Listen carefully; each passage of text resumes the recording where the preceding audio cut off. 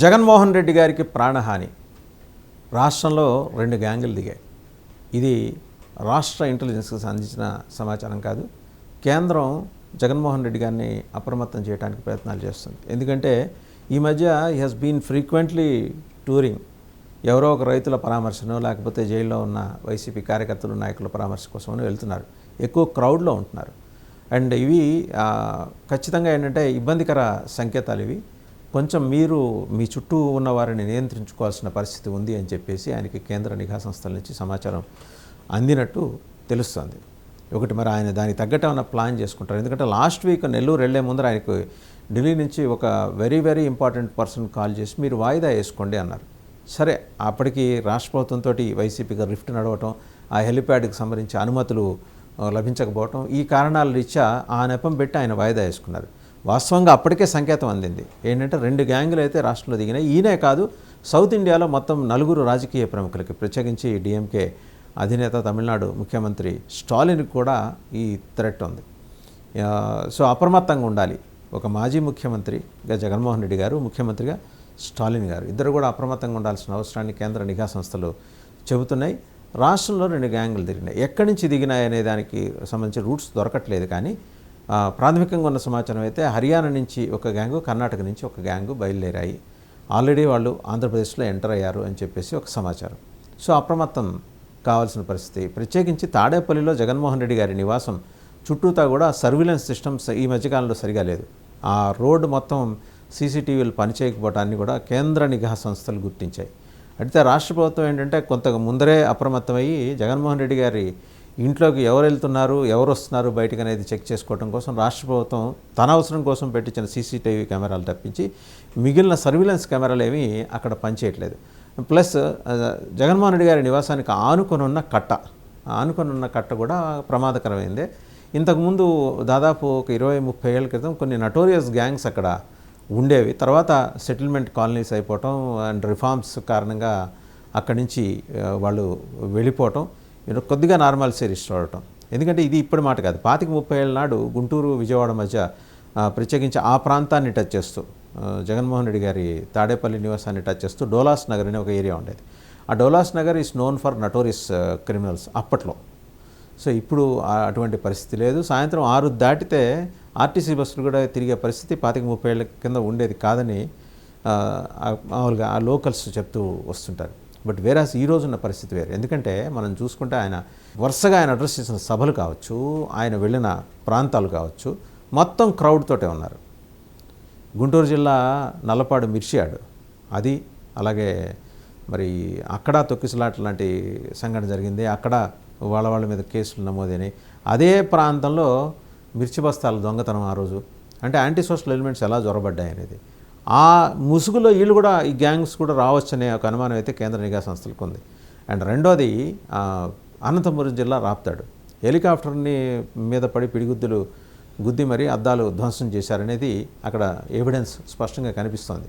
ఆ విషయం పైలటే చెప్పారు. ఎందుకంటే ఒక విఐపి తన హెలికాప్టర్లో కూర్చున్నప్పుడు ఆయనకు ప్రమాదం జరగకుండా చూడాలి కాబట్టి తాను ఎట్టి పరిస్థితుల్లో ఆయన వదిలేసి వెళ్లాల్సి వచ్చింది అని. ఆ రోజు విపరీతమైన క్రౌడ్. ప్రకాశం జిల్లా పొదిలి వేరే చెప్పక్కర్లేదు. అక్కడైతే తెలుగుదేశం మహిళలు ముందస్తు నోటీసు లేకుండా వచ్చి వాళ్ళు నిరసన కార్యక్రమం చేపట్టడం, వీళ్ళు రాళ్ళు ఇసుకొని తలలు పగలగొట్టుకోవటం, ఇవన్నీ చూసాం. నెక్స్ట్ వచ్చేప్పటికి ఈయనకి గుంటూరు జిల్లా తాడేపల్లిలోని ఆయన నివాసం నుంచి 87 కిలోమీటర్ల దూరంలో ఉన్న సత్తెనపల్లి దగ్గర ఉన్న నాగమల్లేశ్వర గారి విలేజ్, ఆయన లాస్ట్ ఇయర్ చనిపోయిన వీరి నాయకుడు, పార్టీ నాయకుడు, ఆయన విగ్రహావిష్కరణకి వెళ్ళేప్పుడు దారిలో జరిగిన సంఘటనలు, 2 మృతి చెందటం అండ్ తొక్కిసలాట, విపరీతమైన క్రౌడ్. సో వీటన్నిటిని కన్సిడరేషన్లోకి తీసుకొని కేంద్ర ప్రభుత్వం కొంత అప్రమత్తం చేసింది జగన్మోహన్ రెడ్డి గారిని. ఎందుకంటే గవర్నమెంట్ ఆఫ్ ఇండియాకి సెంట్రల్ ఇంటెలిజెన్స్ సంస్థలు ఇచ్చిన నివేదిక వేరుగా ఉంది, రాష్ట్ర ప్రభుత్వం ఇచ్చే నివేదిక వేరుగా ఉంది. రాష్ట్ర ప్రభుత్వం ఇచ్చిన నివేదిక ఏంటంటే వాళ్ళ అబ్జర్వేషన్స్, రాదర్ నివేదిక అనే కన్నా కూడా జగన్మోహన్ రెడ్డి గారి చుట్టూ 15,000 మంది అసాంఘిక శక్తులు ఉంటున్నారు, వాళ్ళని ఐడెంటిఫై చేసే కార్యక్రమంలో ఉన్నారు, ఇది వాళ్ళ వర్షన్. వెరాజ్ గవర్నమెంట్ ఆఫ్ ఇండియా ఆధ్వర్యంలో పనిచేసే నిఘా సంస్థల అబ్జర్వేషన్ అంటే జగన్మోహన్ రెడ్డి గారికి ప్రాణహాని ఉంది.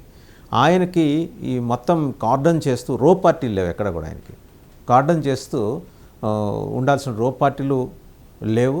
ఎవరు వచ్చి మీద పడుతున్నారో అర్థం కావట్లేదు, ఏం జరుగుతుందో తెలియట్లేదు. ఇది రాష్ట్ర మాజీ ముఖ్యమంత్రి, ఆయన Z+ కేటగిరీలో ఉన్న ఆయన, అలాగే తమిళనాడు ముఖ్యమంత్రి స్టాలిన్ కూడా ఈ థ్రెట్. మరి ఆయనకైతే వస్తున్న సమాచారం అయితే కొంచెం నిర్దిష్టంగా ఉంది.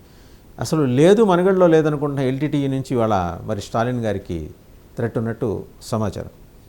ఇక్కడ మాత్రం 2 గ్యాంగ్స్ ఆపరేట్ అవుతున్నాయి. వాళ్ళని ఎవరు ఎంగేజ్ చేశారనే దాని మీద కేంద్ర నిఘా సంస్థలు దృష్టి పెట్టాయి. మనం చూస్తున్నాం. ఎందుకంటే ఆయన ఈ మధ్యకాలంలో అధికారంలో ఉన్నప్పుడు ఎప్పుడు ఆయన యాక్సెసిబుల్గా లేరు ప్రజలకి. ఎప్పుడైతే ప్రతిపక్ష నాయకుడిగా మారారో ఆయన యాక్సెసిబిలిటీ వచ్చేసింది.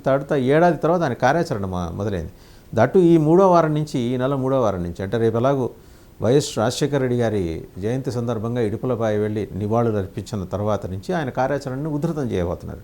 3rd వీక్ నుంచి ఆయన కంప్లీట్గా జనం మధ్యలోనే ఉండాలనుకుంటున్నారు. రాష్ట్ర ప్రభుత్వం ఏ మాటగా మాట చెప్పాలి, ఈయనకి ఇవ్వాల్సిన సెక్యూరిటీ ఇద్దామనే ప్రయత్నంలోనే ఉంది, కానీ ఈయన సహకరించట్లేదు అనేది రాష్ట్ర ప్రభుత్వం వాదన, అలాగే కూటమి పార్టీల వాదన. సరే, వాళ్ళ వాదనలు పక్కన పెడితే జగన్మోహన్ రెడ్డి గారికి ఇవాళ థ్రెట్ ఎవరి దగ్గర నుంచి ఉంది? ఇది $1 మిలియన్ క్వశ్చన్. రాజకీయంగా ఉండే వైషమ్యాలు వేరు. కాసేపు వీళ్ళని వాళ్ళు విమర్శించుకుంటారు, వాళ్ళని వీళ్ళు విమర్శించుకుంటారు, ఫలానా అంశం మీద మీ విధానం తప్పంటారు.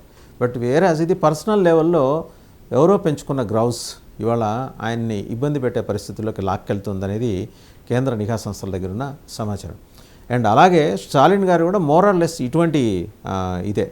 మరి ఎల్టీటీఈకి ఒకప్పుడు భారీ మద్దతుదారనే నింద కూడా ఎదుర్కొంది డిఎంకే. ఇవాళ అదే ఎల్టీటీఈ అవశేషాల నుంచి స్టాలిన్ గారికి కూడా థ్రెట్ ఉంది.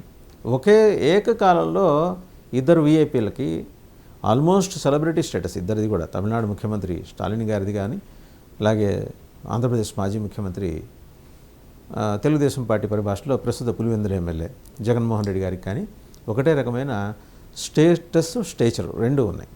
సో దీన్ని దృష్టిలో పెట్టుకొని పొలిటికల్ రైవల్రీలో భాగంగా ఎలిమినేషన్ ప్రక్రియ అనేది ఏమైనా చేయబోతున్నారా?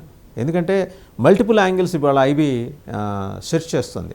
ఒకటి, మావోయిస్టులు వాళ్ళ ప్రజెన్స్ కోసం ఇలాంటి దుశ్చర్యలకి హైర్డ్ కిల్లర్స్ని ఏర్పాటు చేసుకొని మావోయిస్టులు చేసినా ఆశ్చర్యపోనక్కర్లేదనేది ఒక అబ్జర్వేషన్. మావోయిస్టులు కాకుండా దేశంలో ఉన్న వీఐపీలని టార్గెట్ చేయటం ద్వారా అల్లకల్లోలను సృష్టించి అటెన్షన్ని డైవర్ట్ చేయడం కోసం, లేదా అటెన్షన్ తమ వైపు తిప్పుకోవడం కోసం ఉగ్రవాద సంస్థలు కూడా కొన్ని, ఇప్పుడు ఎల్టీటీఈకి అయితే జైషే మహమ్మద్ సపోర్ట్ ఉంది, అది ఎస్టాబ్లిష్డ్. సిఐఏ ఇచ్చిన రిపోర్ట్, అది central intelligence agency of United states of America వాళ్ళు ఇచ్చిన నివేదిక. వాళ్ళకి జైషే మహమ్మద్ కార్యకలాపాలు శ్రీలంకలో కూడా ఉన్నాయి. అండ్ అదే సందర్భంలో మనకి ఇక్కడ కనుక చూస్తే సెన్సిటివ్ ఏరియాస్, మతపరంగా సెన్సిటివ్ ఏరియాస్, ఇప్పుడు జగన్మోహన్ రెడ్డి గారి నివాసం ఉంటున్న గుంటూరు జిల్లా, కర్నూలు జిల్లా అండ్ పార్ట్ ఆఫ్ కడప జిల్లా, కొన్ని సెన్సిటివ్ ఏరియాస్ ఉన్నాయి. ఇక్కడి నుంచి కూడా పాసిబుల్ థ్రెట్ ఉంది, వాళ్ళని ఎవరో వేరే వాళ్ళు ఆపరేట్ చేస్తున్నారు అనేది నిఘా సంస్థల దగ్గర ఉన్న సమాచారం. అయితే వీళ్ళు తీసుకుంటున్న ఈ కార్యాచరణని పొలిటికల్ రైవలరీస్, జగన్మోహన్ రెడ్డి గారికి రాజకీయంగా శత్రువులుగా ఉన్న వాళ్ళు ఎవరైనా వాడుకుంటున్నారా? ప్రత్యర్థులు కాదు, ప్రత్యర్థులు ఆర్ డిఫరెంట్ ఫ్రమ్ శత్రువులు. ప్రత్యర్థులు అంటే అపోనెంట్స్, పొలిటికల్ అపోనెంట్స్. శత్రువులు ఎనిమీస్. పొలిటికల్ అపోనెంట్స్గా పర్టికులర్ కాజ్ వరకే వాళ్ళు అపోజ్ చేస్తారు, పర్సనల్ లెవెల్ వాళ్ళు ఎప్పుడు వెళ్ళరు. బట్ వేరాస్ పొలిటికల్ ఎనిమీస్ ఎవరు వాళ్ళు? కర్ణాటక నుంచి వాళ్ళని హైర్ చేసి ఇక్కడికి పంపించింది ఎవరో గ్యాంగ్ని, అలాగే హర్యానా నుంచి ఎవరు వస్తున్నారు? These are all the $1 billion questions right now before the government of Andhra Pradesh. ఎందుకంటే రాష్ట్ర మాజీ ముఖ్యమంత్రికి భద్రత కల్పించాల్సిన నెసిటీ అయితే సహజంగా, అంటే ప్రోటోకాల్లో భాగంగా అయినా వాళ్ళు చేయాలి. పొలిటికల్ డిఫరెన్సెస్ పక్కన పెట్టేసి, ఆ వివాదాలు అవన్నీ పక్కన పెట్టేసి పర్సనల్ లెవెల్కి వెళ్లకుండా చేయాల్సిన బాధ్యత అయితే చూసుకోవాల్సిన అవసరం ఇక్కడ స్పష్టంగా కనిపిస్తుంది. చూద్దాం మరి. అంటే కేంద్ర నిఘా సంస్థలను బట్టి జగన్మోహన్ రెడ్డి గారు కూడా తన రూట్ మ్యాప్లో తీసుకోవాల్సిన జాగ్రత్తలు, రోప్ పార్టీలు, ఇంక ఇతరత్ర వాట్ నాట్ ఎవ్రీథింగ్. ఎందుకంటే ఆయన తరచూ విజయవాడ, బెంగళూరు వెళ్ళి వస్తున్నారు. విజయవాడ నుంచి బెంగళూరు నుంచి Vijayawada. So he must be careful. He is advised to be careful అని చెప్పేసి తెలుస్తుంది.